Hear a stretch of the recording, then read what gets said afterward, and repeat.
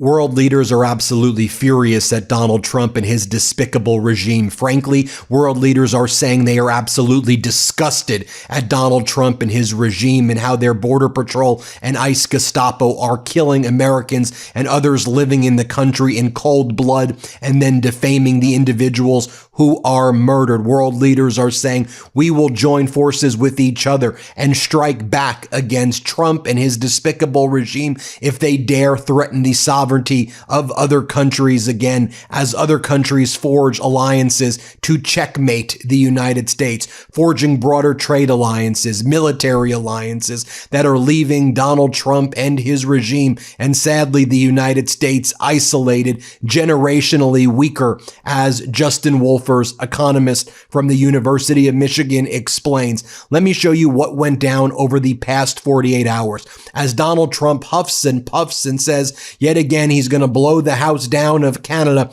and impose 100% tariffs on Canada if it goes forward with a $1 trillion trade pact with China, which was entered 2 weeks ago when Prime Minister Carney visited Beijing and met with Xi Jinping. Prime Minister Carney responds, we are going forward with the trade pact with China. It's specifically because of threats like this by Donald Trump that we need to find new trading partners. I'll show you that in a moment. You have the president of Spain giving a powerful speech rebuking Donald Trump's Board of Peace and saying, why would we join any organization that has to deal with Palestine where Palestinians are not invited to join? Why would we join a Board of Peace when Donald Trump is forging alliances with an axis of evil that threatens the world order? No way, we are not joining it. You have President Zelensky of Ukraine giving a powerful speech side by side with Poland, saying that all of these nations stand with Ukraine, but notably absent from the list is the United States. You have Prime Minister Mette Frederiksen of Denmark standing up strongly and saying, don't you dare cross the bright red lines that we have set when it comes to the sovereignty of Denmark and Greenland. That will not even be a topic of discussion. Meanwhile, Mette Frederiksen's party is now surging in the polls in Denmark after they were trailing before Donald Trump engaged in these escalation of the threats. The same thing we saw what happened in Canada when Donald Trump threatened Canada and Australia, where you had Prime Minister Carney, and when you had Australia's Labour Party surge ahead. We're seeing the same thing in Denmark right now. Let's just go through all this and break it all down. So Donald Trump has continued to attack Canada over the weekend while also defaming the individual who was murdered by his ICE Gestapo, Alex Jeffrey Preddy, and the same way they defamed Renee Nicole Good. This Trump regime is despicable in every sense of the word. While they were defaming them, this is what Trump was also posting about Canada.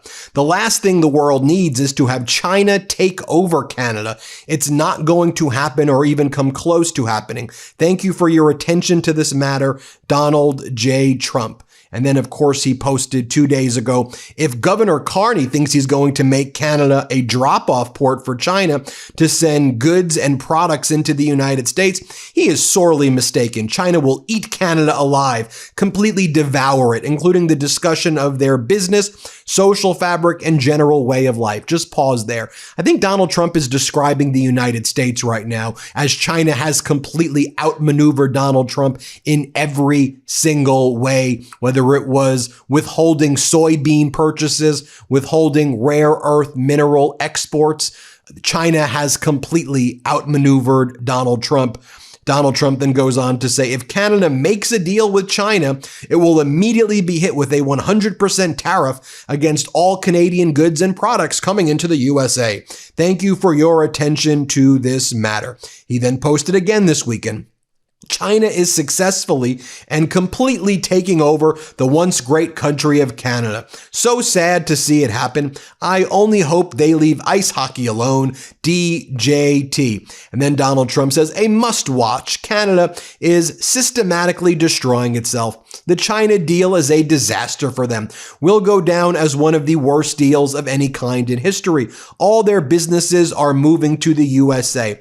I want to see Canada survive and thrive. 5, President DJT. And everybody in Canada knows how laughable it is to say all of the businesses in Canada are moving to the USA. Canada has led one of the most successful boycotts, if not the most successful boycott in the history of the world against the United States, crashing U.S. tourism, destroying U.S. industries like the bourbon industry and other whiskey and other alcoholic industries. So no, Donald, they're not moving their businesses here. The Buy Canada movement is thriving more than ever, and they have inspired a boycott USA movement in Europe, in Australia, in Central America, South America, and Africa, and the rest of the world. Now, do you think Prime Minister Carney was afraid of Donald Trump's threats of 100% tariffs? Absolutely not. Yesterday, Prime Minister Carney, in speaking with the reporters as the new legislative session begins, says, "We're not afraid. We're going forward with that deal. The deal with China doesn't violate any trade agreements with the United States that the U.S. violates all the time anyway. We're not scared of you, Donald." Watch Prime Minister Carney here play this clip. How are you responding to Trump's threats about 100% tariffs?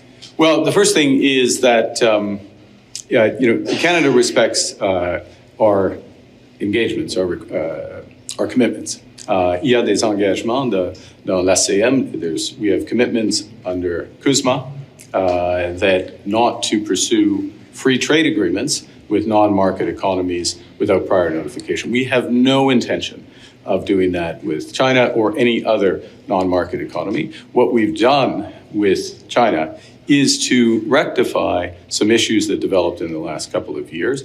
In many respects, we're going, to use the expression, back to the future with respect to EVs, with respect to agriculture, with respect to fish products and other food products, but with additional protections. So, for example, back in 2023, we didn't have a cap on the number of EVs. We didn't have a requirement for a large proportion of those EVs to be affordable, highly affordable EVs for Canadians. So it's entirely consistent with CUSMA, with our obligations, which we very much respect under CUSMA and will continue to work that way forward.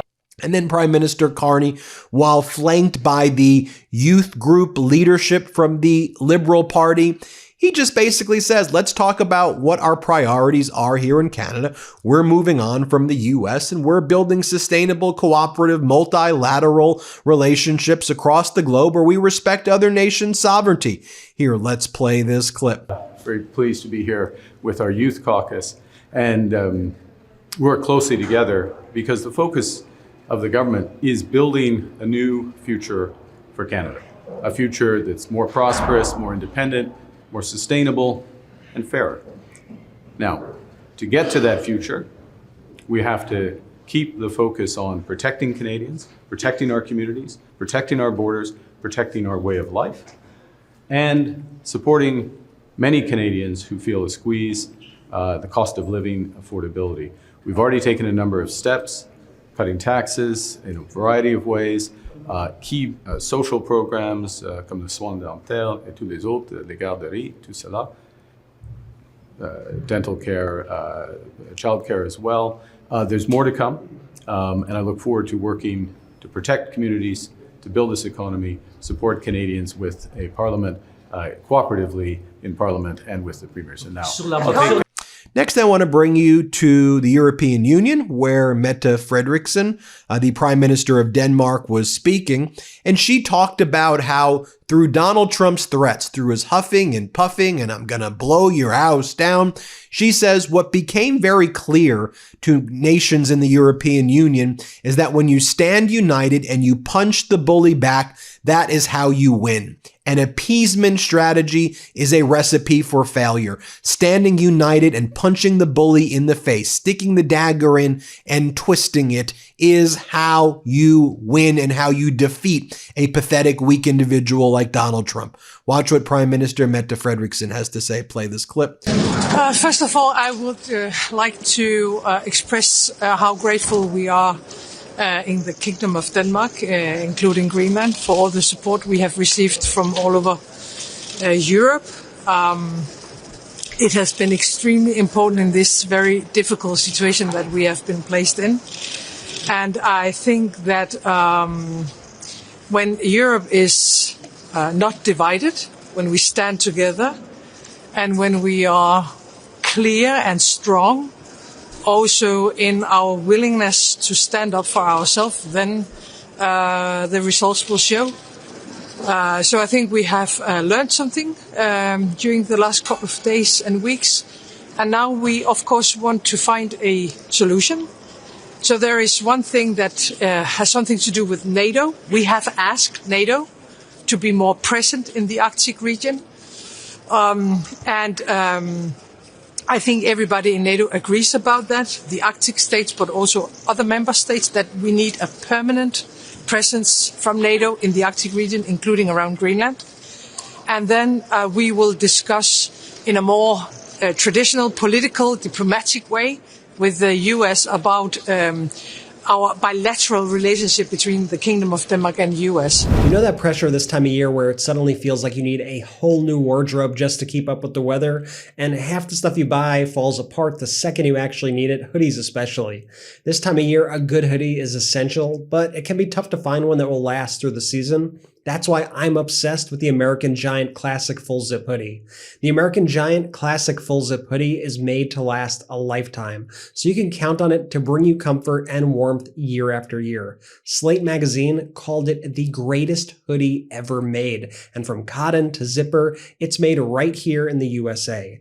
I've been wearing mine constantly, and the first thing you notice is the quality, the weight of the fabric, the stitching, the zipper. Everything feels intentionally made, and the longer I've had it, the better it's gotten. Softer, but still incredibly durable. American Giant obsesses over every detail, and it shows. Every piece feels like something that's going to be in your closet for years, not months, and I love that everything is made in America by the communities that actually create the product. The iconic classic full zip hoodie is the jacket that started it all for American Giant. Custom heavyweight fleece and side panels for mobility make it the best hoodie ever. The body skimming fit, double-lined hood, and reinforced elbow patches mean that this hoodie will last. And if you want to branch out, American Giant makes staples that are anything but basic, like the premium slub crew tee, no BS high-rise pant, and the slim roughneck pant. Everything is made in America and designed to last, no exception. This season, snag the hoodie that will bring you comfort for life. The American Giant Classic Full Zip. And save 20% off your first order at American-Giant.com when you use code MIDAS at checkout. That's 20% off your first order at American-Giant.com, code MIDAS, MEIDAS. She also discussed the red lines, which is we are never having conversations with the United States about them taking over Greenland or Denmark or occupying or having any control that impedes on our or Greenland's sovereignty. Play this clip. We have said from the very beginning that a discussion about our status as a sovereign state, it cannot be discussed, it cannot be changed. We are willing to work together with the US, of course, as we have always done, about security. But our red lines, that are our democratic rules, cannot be discussed. More from Mette Frederiksen right here as well. And I'm not sure I heard whether you said you were willing to renegotiate the 1951 pact. We have a defense agreement with the US. We have had it since 1951. We said to the Americans a year ago that we can discuss our agreement on defense, but it has to be in the framework of us as a sovereign state, of course. And on the bullion, Prime Minister. Let me show you what the people in Japan are talking about right now. And as Thomas Logan, who's there, and I speak with Thomas a lot, and he's got a good pulse of Japan. Here's what an individual says right there, and this is reflecting, I think, the overall view of Japan towards the United States. What's happening in Minneapolis, USA, is this tragic incident where the nation's executive branch ended up killing one of its own citizens. But the comments from high-ranking government officials afterwards aren't things like, an unfortunate incident occurred. They're all stuff like, the dead guy was a bad person. I think Japan absolutely cannot become a country with a government like that. It is not a country to take as a model. I think that's so perfectly said, and I think that's how lots of people feel about the Trump regime. I want to show you the president of Spain, what he said about rejecting Trump's Board of Peace invitation. Why would Spain ever join such a thing where you say you're doing work in Gaza, but you haven't invited the Palestinians to be a part of this? And also, it's just an access of authoritarians. Here, play this clip. After consulting with many countries and giving it considerable thought over several weeks, I have decided to inform my colleagues in the European Council that the Spanish government has decided not to participate in the so-called Board of Peace. We appreciate the invitation, but we decline to participate in this board proposed by the U.S. administration. This board is outside the framework of the United Nations and has not included the Palestinian Authority. The future of Gaza, nor the future of the West Bank, let's not forget. The future of Palestine as a whole must be led by the Palestinians, as must the future of its peaceful and secure coexistence with Israel, must be led primarily by Israel and Palestine in a dialogue process that implements the two-state solution. The reality is that the United States government is not respecting international law and is straining the transatlantic relationship between the United States of America and the European Union like never before. In view of this, I believe there should be no doubt. Europe must strengthen itself internally and also open up to other parts of the world. Europe wants a world based on clear rules, on respect for international law, and therefore not on vassalage. A world governed, as I said before, by international law, mutual respect, and cooperation. A world, for example, in which the future of Greenland is not decided by one force, trade threats, or, even less so, private financial interests. The future of Greenland belongs to its people, its representatives, and, of course, the Kingdom of Denmark. And speaking of a leader who fights back against an axis of authoritarians, it's President Zelensky of Ukraine. And one of the things that President Zelensky said yesterday during a powerful speech with leadership of Poland said the following: "We are doing everything to ensure that our joint actions are enough to truly protect Ukraine and therefore Europe. Since February 24th, Poland's support for Ukraine has been unprecedented. Never before at this scale in our shared history. Lithuania is with us at an unprecedented level as well. All Baltic states are with us. Northern Europe is with us. Germany is one of the key defenders of life. France is with us. The United Kingdom is with us. Almost all of Central Europe is with us. Italy is with us. Spain and Portugal, the countries of Southern Europe, are with us. Romania and Moldova are with us. In 1863, the insurgents cannot even dream of such unity. And today, that unity is working. The European Union exists and grows stronger every year." He goes, "The United States is with us. Canada is with us. Japan is with us. Our call is simple. This unity must be 100% effective, not halfway, not for a few months a year, not until the next election in one European country or another, but fully effective, not what is convenient, not what feels acceptable, but as much as is required to work so that there is no threat to Europe or to any one of our nations." He says, and by the way, take a look right here out of a Danish opinion poll from Megaphone is beyond crazy. As this account says, the red bloc, their liberal bloc, regains a majority and the blue bloc loses 9% of the vote since last month. The snap elections have to take place before October, but it's just notable that Mette Frederiksen's Social Democrats recovered the way it did in the latest survey. The same thing we saw in Canada and in Australia before their elections. Wonder if Mette Frederiksen calls a snap election soon. Now, I had the opportunity to speak with economist from University of Michigan, Justin Wolfers, and Justin Wolfers said, you know what, when we think about the American economy and the damage Donald Trump is doing, we shouldn't be thinking in terms of this quarter or even this year. What Trump is doing to harm us for generations is something that we must focus on. And we're seeing with all of these European leaders who are now talking out against Donald Trump, building relationships elsewhere, leaders in Asia, South America, Central America, forming alliances and relationships outside of the United States. How will we ever know the business opportunities lost as a result of what Trump's doing? This is why Trump has bankrupted so many of his own things.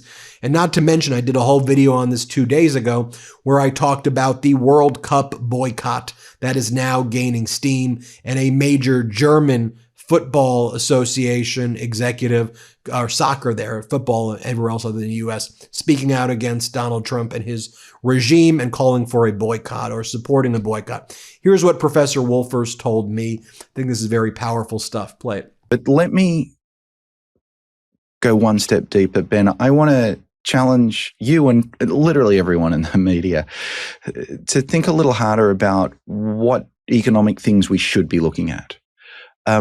Here's what I mean. Don't think about next quarter. Don't think about next year, and even look through a recession. Ask the much deeper question, what are the foundations of prosperity? Economic prosperity, shared prosperity, equitable growth. Look across countries and ask yourself, why is the United States rich and the country of my birth, Papua New Guinea, poor?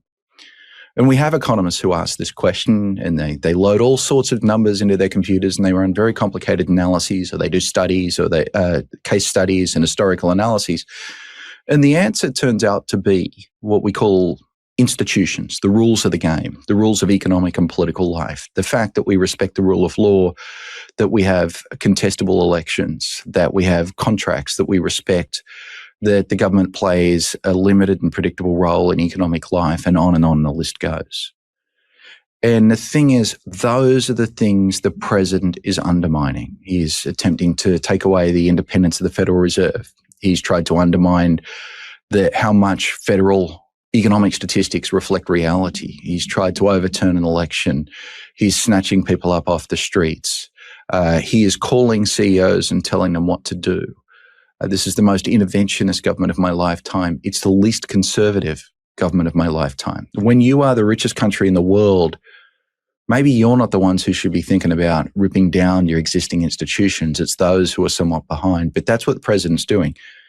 That's not going to show up in next quarter's GDP. What that's going to show up as is, in a decade's time, there'll be some companies that were never founded. There were some entrepreneurs who couldn't afford to go to business school. There were immigrants with great ideas who ended up staying in their home countries instead. And so whatever the next generation's Google or OpenAI is, it may not end up being invented, or it may not happen on our soil. And we will never see that absence, but our kids will feel it. Our kids will feel it in a set of lost opportunities. There'll be businesses they never started. There'll be job opportunities. There'll be new technologies. There'll be ways of creating a greener, safer, more prosperous future that simply aren't possible, but we're not going to see it straight away. And that, I think, is our current media is not well set up to talk about those issues, because there's no number comes out, there's no news cycle, there's no Wall Street Journal headline. But it turns out economic research tells us that's the stuff that matters. There you have it, folks. Let me know what you think. Hit subscribe. Help us get to 6 million subscribers. We appreciate you so much, and thank you so much for watching. Thanks for watching. Be sure to add the MeidasTouch podcast on Apple Podcasts, Spotify, or wherever you get your podcasts for new updates every single day.